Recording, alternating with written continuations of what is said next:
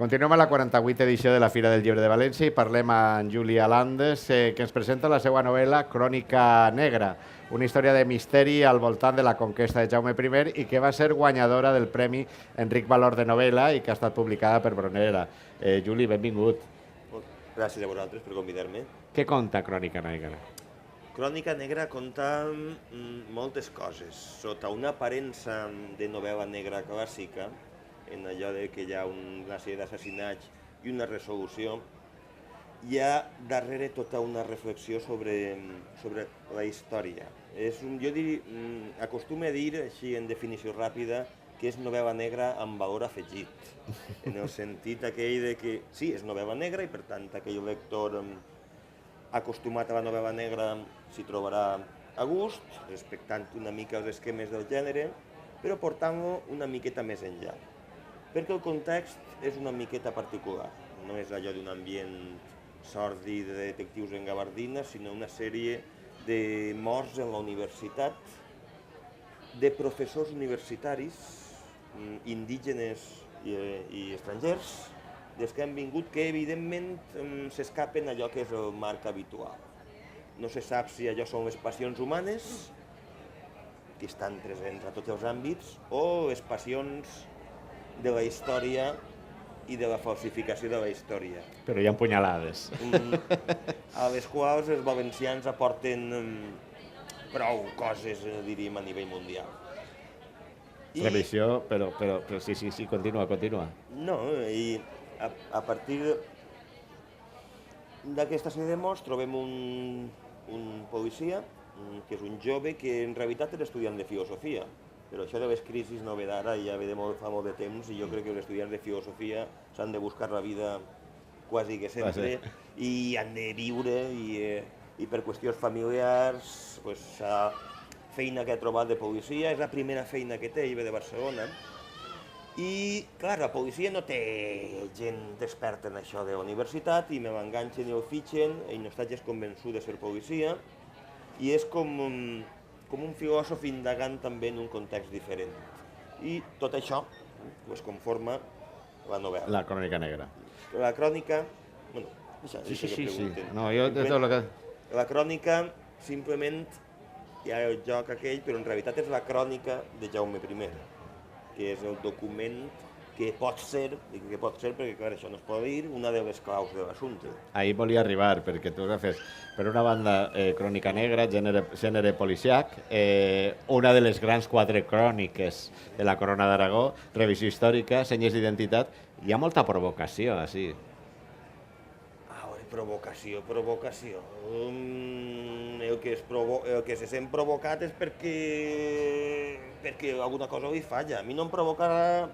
Jo, personalment, hi ha poques coses que em provoquen, excepte pot ser el que em vulguin prendre el pèl. I això, des del punt de vista històric, així hi ha en aquest país, hi ha molta afició a voler prendre-li el pèl a la gent per a que les coses no siguin com a algú li agradaria que foren. I les coses no es pot dir que són com són, perquè sí, és cert, depèn una miqueta del cristall en què ho mires, però si les mires en els ulls tancats perquè no vols veure res, va ser difícil que pugues veure res. I una miqueta en la novel·la ja també està reflexió sobre la història i sobre el paper de la història. És a dir, no és una novel·la històrica, és una novel·la sobre el paper que juga la història en la societat i que se li fa jugar. A aquest nivell a mi m'ha recordat, no sé si estava este referent en el teu procés d'escriptura, m'ha recordat una novel·la de Saramago que es diu La història del cerco de Lisboa, que també és una reflexió sobre la història i sobre com pot canviar la història, com pot canviar i com pot canviar la percepció de la història. Ha estat este llibre en les teues referències o han hagut altres referències en el procés de creació del llibre? Bé, esta en concret de Saramago no la coneixia, però bueno, això és una falta que esperem subsanar tan aviat com puga. Però sí que és cert que Portugal i València no deixen de tindre les seues similituds. Ara bé, hi ha una diferència fonamental, i és que Portugal és un estat independent i València és un estat molt dependent. Clar, però a l'hora del seu naixement, que estem parlant de l'edat mitjana, això no era així i de fet era molt més dependent Portugal que no la corona d'Aragó, que era molt més independent. Pel que fa a les referències, tampoc no sabria dir... Jo he aspirat a fer una cosa nova. No, jo ho dic perquè tot llibre és fruit d'unes lectures al llarg d'una vida. O sigui, tot escriptor darrere hi ha altres escriptors, unes lectures. Sempre se diu que un escriptor és el fruit de les seues lectures de joventut i infantesa. És possible, però mira, jo m'he aficionat a la novel·la negra a una data més aviat tardana. Jo acostumo a citar i a recomanar a una autora francesa, Fred Vargas, que és medievalista d'ofici. Sí, sí, ho sé. Encara que una medievalista un poc particular, perquè ella en realitat es dedica a investigar els ossos de les rates de la pesta negra, és una espècie de bones de l'edat mitjana, però fa unes novel·les que estan basades, direm, en els diàlegs intel·ligents, i on hi ha també aquestes diferents possibilitats de lectura, encara que també s'entesta en ocasions en aventures formals. Però a mi m'agrada molt m'ho passa molt bé, i quan jo em vaig posar a escriure la meva primera novel·la negra, El crepuscle dels afortunats, que la vaig escriure perquè estava negre.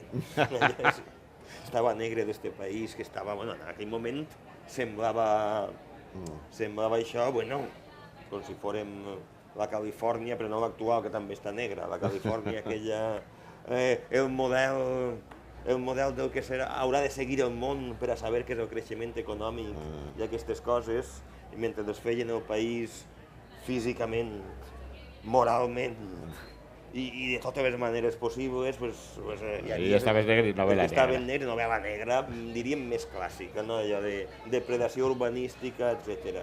I m'hi vaig posar, però al principi no em trobava còmode. I aleshores vaig descobrir la Fred Vargas i vaig dir, els diàlegs. Així l'assumpte està en fer uns diàlegs que moguen la narració, que siguen diàlegs més enllà d'allò de com estàs, nena, i que és el que certa novel·la negra, que a mi no m'agrada en particular, ha repetit una mica, i el portar-ho això per a que fora com un bisturí per a disseccionar la societat. Aquell bisturí, el crepuscle dels afortunats, era el context actual, i així el bisturí l'he agarrat per a entrar en la qüestió polèmica o provocada. Jo no sé si és provocar el posar-se en les senyes d'identitat, però també és cert que és una cosa de la qual que jo sàpia, perquè pot passar-me com en alguna, no s'ha tractat en la narrativa valenciana. I això, per desgràcia, forma part del que ha conformat este país tal com és actualment. Potser em posa una miqueta assagista. Bé, he de dir que això, a pesar de tot, és una novel·la.